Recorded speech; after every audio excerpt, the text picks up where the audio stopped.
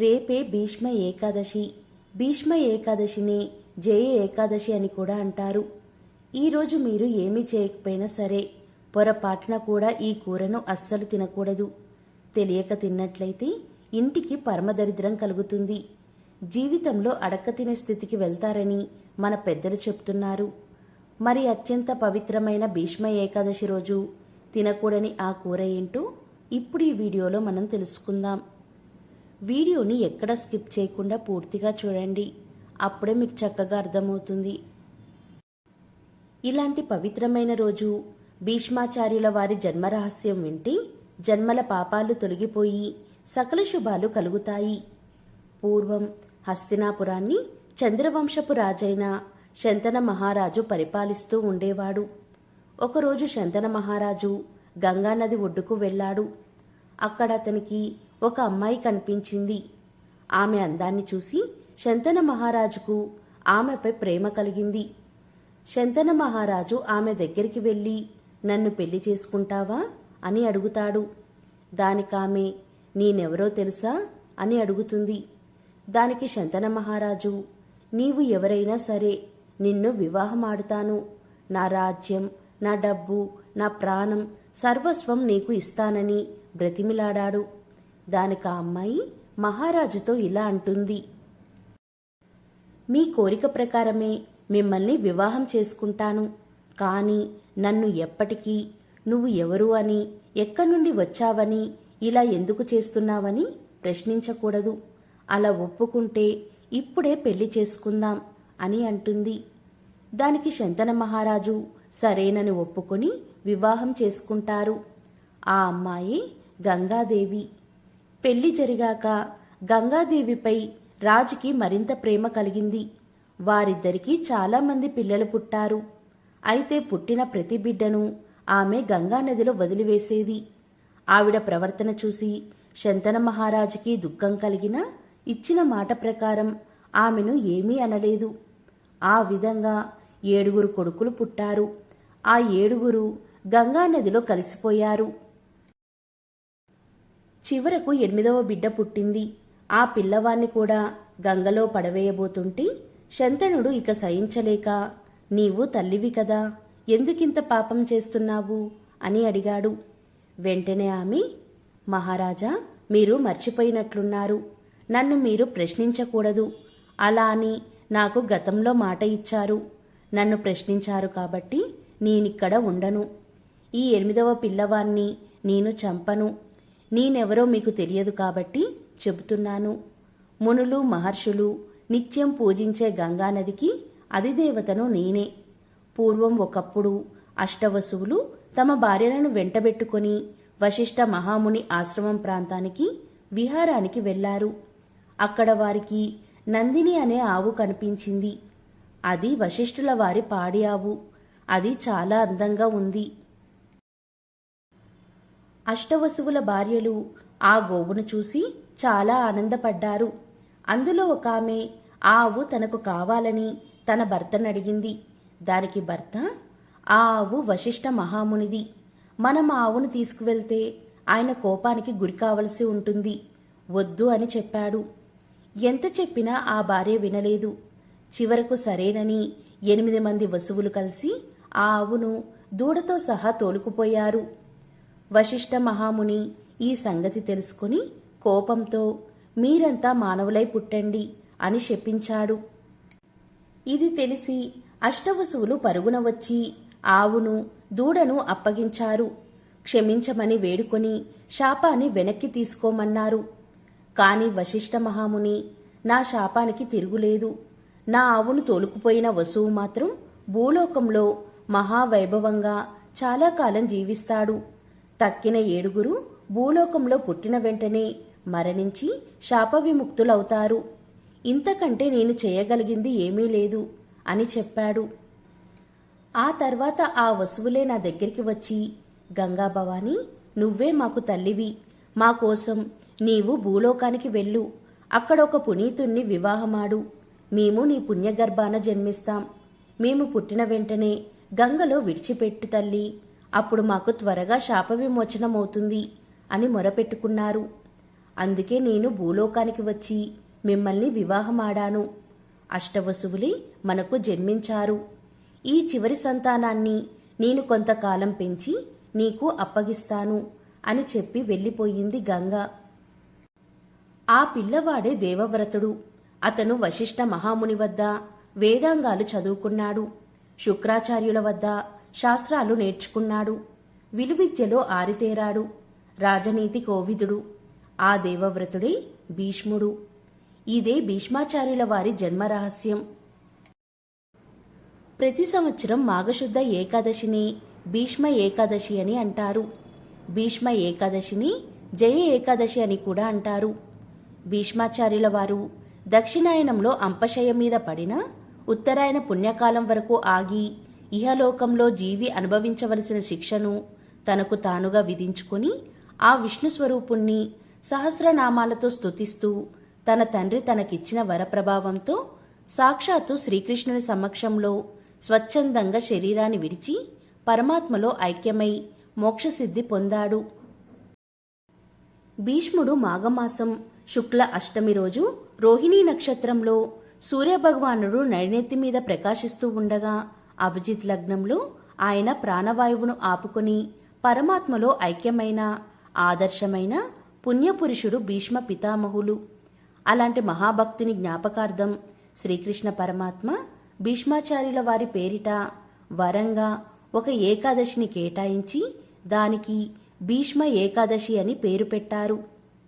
భీష్మాచార్యుల వారు విష్ణు సహస్రనామాలను చదువుతూ పరమాత్మలో కలిసిపోయిన ఈ రోజు ఈ చిన్న మంత్రాన్ని 3 సార్లు చదివితే చాలు. విష్ణు సహస్రనామాలు చదివిన ఫలితంతో పాటు సకల ఐశ్వర్యాలు కలుగుతాయి. అన్నీ శుభాలే జరుగుతాయి. మరి ఆ మంత్రం ఏంటంటే శ్రీరామ రామ రామేతి రమే రామే మనోరమే సహస్రనామ తత్తుల్యం రామనామ వరాననే. ఈ మంత్రాన్ని భీష్మ ఏకాదశి రోజు 3 సార్లు చదివితే మీ ఇంట్లో అన్ని శుభాలే. భీష్మ ఏకాదశి రోజు మీ ఇంట్లో ప్రత్యేకమైన విధి విధానంతో పూజ చేస్తే చాలా మంచిది. మీ ఇంట్లో పూజాపీఠం మీద లక్ష్మీనారాయణల ఫోటోను ఉంచండి. లక్ష్మీనారాయణలకు పసుపు, కుంకుమ, గంధంతో బొట్లు పెట్టండి. ఆ తర్వాత ఆవు నెయ్యి పోసి 3 ఒత్తులు విడివిడిగా వేసి దీపారాధన చేయండి. ఆవు నెయ్యి లేకపోతే కొబ్బరి నూనెతో అయినా దీపారాధన చెయ్యండి. పచ్చకర్పూరంతో శ్రీ మహావిష్ణువుకు హారతివ్వండి. ఇలా ప్రత్యేకంగా పూజ చేసి ఆవు పాలల్లో చక్కెర కలిపి నైవేద్యంగా సమర్పించండి. ఆ తర్వాత ఇంట్లోని వారంతా ప్రసాదంగా స్వీకరించండి. ఇలా ఈరోజు చేస్తే విష్ణుమూర్తి అనుగ్రహం వలన ఆర్థిక ఇబ్బందుల నుండి సులభంగా బయటపడవచ్చు. ధనాదాయం పెరుగుతుంది. ఈరోజు అంటే భీష్మ ఏకాదశి రోజు ఎవరైనా సరే శ్రీకృష్ణుని ఫోటోకు వక్కలతో పూజ చేసి ఆ వక్కలను పూజ పూర్తయ్యాక ఏదైనా చెట్టు మొదట్లో వేయడం వలన అధిక ధనలాభం కలుగుతుంది. ఈ భీష్మ ఏకాదశి ఎంతో శక్తివంతమైనదని బ్రహ్మ నారదుడికి ఒక సందర్భంలో చెబుతాడు. ఈరోజు ఉదయం నదిలో కాని సెలయేటిలో కాని స్నానాన్ని ఆచరించి పితృదేవతలకు తర్పణాలు సమర్పించి మౌనం పాటించి శ్రీహరిని పూజించాలి. ఆయనను పంచామృతాలతో అభిషేకించి పరమాన్నం నివేదించాలి. ఏకాదశి రోజు రాత్రి నేల మీద పడుకోవాలి. ఇలా భీష్మ ఏకాదశి రోజు నుండి 5 రోజులు లక్ష్మీనారాయణలను పూజించాలి. 2వ రోజు బిల్వపత్రంతో పూజించి గోమూత్రమును తీసుకోవాలి. 3వ రోజు గుంటగలగరాకుతో స్వామిని పూజించి పాలు తీసుకోవాలి. 4వ రోజు గన్నేరు పూలతో శ్రీహరిని పూజించి పెరుగును తీసుకోవాలి. ఇక 5వ రోజు అంటే మాఘ పౌర్ణమి రోజు హోమాన్ని ఆచరించి యమధర్మరాజు యొక్క విగ్రహాన్ని ఇనుముతో తయారు చేయించి దానిని నువ్వులతో కలిపి ఒక సద్బ్రాహ్మణుడికి దానం చేయాలి. తర్వాత బ్రాహ్మణ సంతర్పణం ఆచరించి పంచగవ్యం స్వీకరించి రాత్రికి భోజనం చేయాలి. 4 రోజులు ఉపవాసం ఉండలేని వారు శాకాహారం తీసుకోవచ్చు. ఈ వ్రతాన్ని భీష్మ ఏకాదశి నుండి పౌర్ణమి వరకు 5 రోజులు ఆచరిస్తారు. ఇక భీష్మ ఏకాదశి రోజు పుత్రులు లేనివారు పుత్రవ్రతాన్ని ఆచరిస్తే పుత్ర సంతానం కలుగుతుంది. శ్రీకృష్ణుడు అంపశయం మీద ఉన్న భీష్ముడితో ఇలా పలుకుతాడు: భీష్మాచార్య, నీవు ధన్యుడవు, ధర్మాన్ని గెలిపించావు. కార్తీక ఏకాదశి రోజు నీవు జలాన్ని కోరగా అర్జునుడు బాణం వదిలి పాతాళ గంగను తెచ్చాడు. ఆ జలంతో నీ అంగములు నేటి వరకు పరితృష్టములైనాయి. కాబట్టి పౌర్ణమి వరకు, అంటే ఏకాదశి నుండి పౌర్ణమి వరకు సకల జనులు నీకు తర్పణమిస్తారు అని పలుకుతాడు. అలాగే భీష్ముడు తన పంచప్రాణాల్లో 5వ ప్రాణాన్ని విడిచింది ఈరోజే. కాబట్టి ఈరోజే భీష్ముడు నిర్యాణం పొందిన దినమని కూడా భావిస్తూ ఉంటారు. ఇక ఎంతో పవిత్రమైన భీష్మ ఏకాదశి రోజు పొరపాటున కూడా ఇంట్లో ఆడవారు మాంసం కూరను అస్సలు వండకూడదు, తినకూడదు. అలా పొరపాటున తింటే ఇంటికి పరమదరిద్రం కలుగుతుంది. కోటీశ్వరులైన బిచ్చగాలుగా మారుతారు. కాబట్టి ఈరోజు మాంసం కూరను ఇంట్లో అస్సలు వండకూడదు, తినకూడదు. ఈరోజు ప్రతి ఒక్కరూ ఉదయం సాయంత్రం స్నానం చేసే సమయంలో 5 తులసి ఆకులు వేసుకొని స్నానం చేయాలి. ఇలా ఈరోజు చేస్తే అష్టదరిద్రాలు, పాపాలు ఆ నీటి ద్వారా పోయి అష్టైశ్వర్యాలు కలుగుతాయి. మీ ఒంట్లో ఉన్న సకల వ్యాధులు హరించుకుపోతాయి. చర్మ వ్యాధులు తొలగిపోతాయి.